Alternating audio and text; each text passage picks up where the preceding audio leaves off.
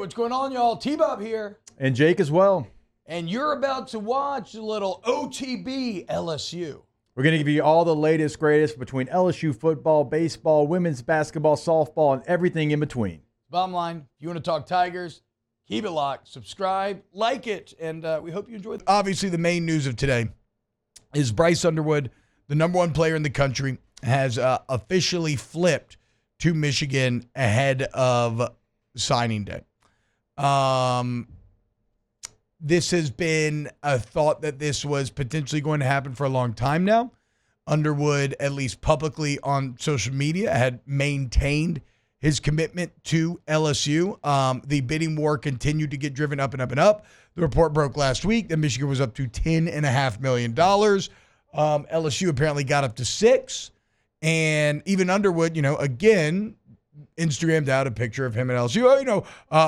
Now, it is funny because the picture that he put out on Instagram said Underwood likely to decline Michigan's offer. At the time, I was kind of like, likely's interesting. Well, that likely was doing some heavy lifting because apparently, it didn't say is going to. It said likely. And, what's likely doesn't always happen. So Michigan eventually gets up to $12 million. And at a certain point, we all know what talks and we all know what walks.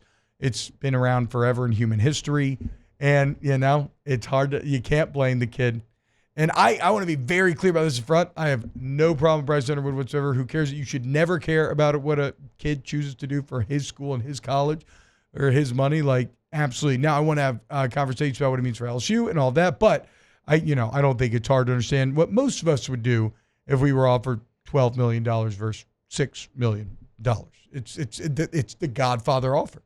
The offer he couldn't refuse. So that news breaks that he flips. Then this is not necessarily that much of a surprise, according to people, but it seems, has the Derek Meadows become official yet? Not like officially official, okay. But like. Yeah, Steve Wiltfong of On3 saying Derek Meadows going to who originally flipped from Michigan to LSU, probably going to flip back to Michigan. And then in what was a flourish of a troll job, Jakeem Stewart tweeting last night, about an hour after the news broke, grateful to be reoffered by Michigan as Michigan's moving in here late on everyone. So there's a ton to get down to. Let's start here, Jake. What was your initial reaction when you saw the Underwood report? Yeah, you're getting close to the finish line, and you feel like maybe, just maybe, you can get there. The $10.5 million wasn't the thing that put him over the top, and we've talked about how competitive you were, and you were putting out a pretty good offer there if you're LSU, and it seemed like he wanted to be at LSU, and maybe it was going to win out. Now, you never fully gave yourself over to it because no, you never should. It's recruiting, one, and then two, you knew Michigan was going to have one final offer. Now, did we think that it'd get up to $12 million? No, probably not. But it is high school recruiting, and if you've been in this game long enough, they are not here until they're here. Yeah. You believe that they're here when they have on purple and gold and they're practicing with your team. And look, even last week, like people around LSU was like, oh, yeah, he's going to be here. He's going to practice with us for the bowl preparation. He'll be able to go out there and do that. And so they thought. Apparently they were. Apparently LSU staff learned about this on Twitter. Yeah. Like everybody else did. They were going back and forth with his team.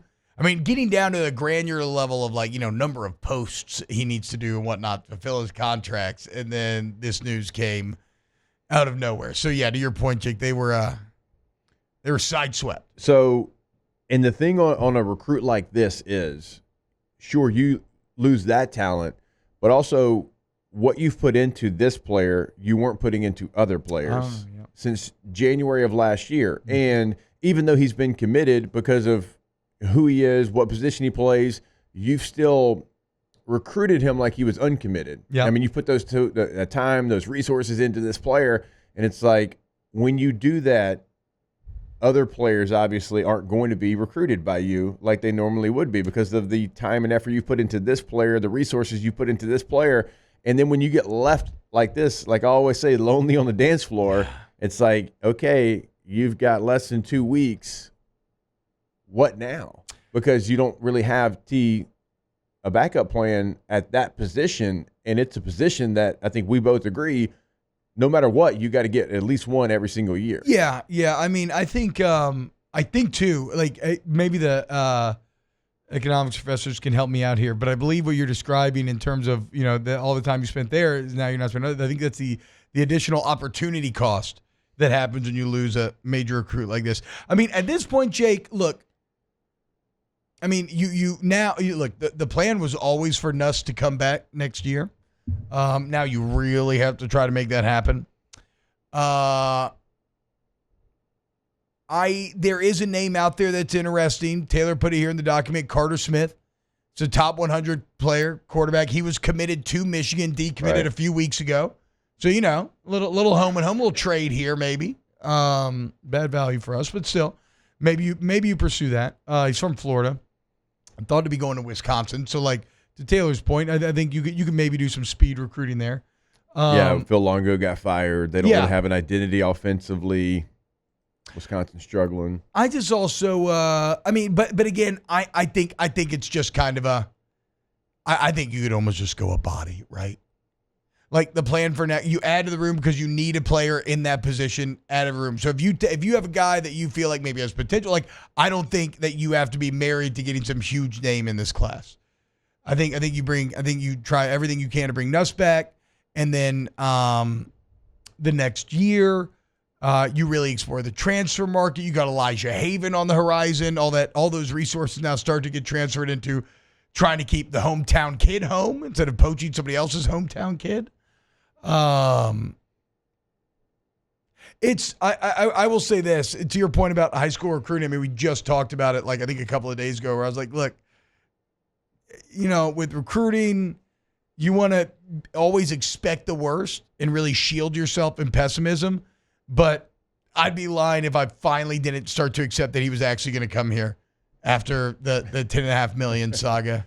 And so yesterday's news definitely pierced even my most calloused of pessimistic defenses, and it sucked. And now you just have to do everything that you can to keep the rest of the class together. You got to get Jakeem Stewart.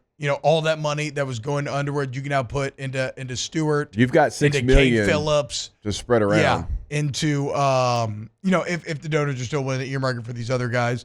You know how, look, if you're a donor at that level, you've also, got a strong ego, which is not a bad thing at all. Like I've always said this, like NFL players, we all have egos. Yeah. That ego will probably take over and be like, okay, well, we're going to go put the best team possible we can together. Yeah, I don't think it goes away because it was for this player and this player's like now it's like, okay, we'll bet. Like now we got to go make sure that we put together a good roster. Yeah, because I mean, look, you get Phillips and Pickett. Those are 2 5-star corners. You got Aiden Anding, the number 1 corner in the state, committed to you now.